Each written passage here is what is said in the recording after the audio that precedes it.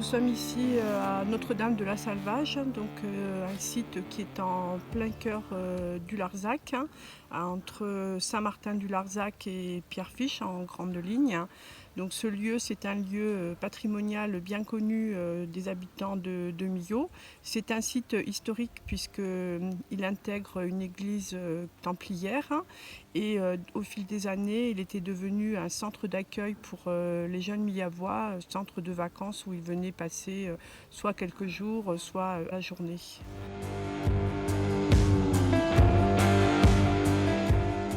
Avec les règles de distanciation sociale qui devront s'appliquer lors de l'édition 2020, on sait déjà qu'il faudra prévoir une distance suffisante entre les coureurs, a priori 1 mètre, et la zone de départ sur Montredon ne permettait pas d'accueillir les 400 personnes qui prendront le départ, alors qu'ici on a une aire qui est très large et qui permettra donc de respecter cette contrainte pour sécuriser le départ.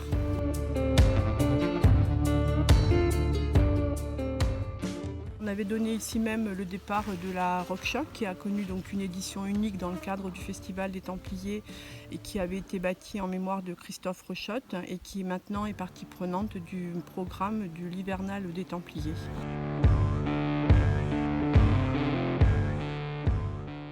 Là, c'est les contraintes sanitaires qui devront s'appliquer aussi sur le ravitaillement et les contraintes de distanciation qui nous imposent d'avoir des aires de ravitaillement beaucoup plus grandes, beaucoup plus longues,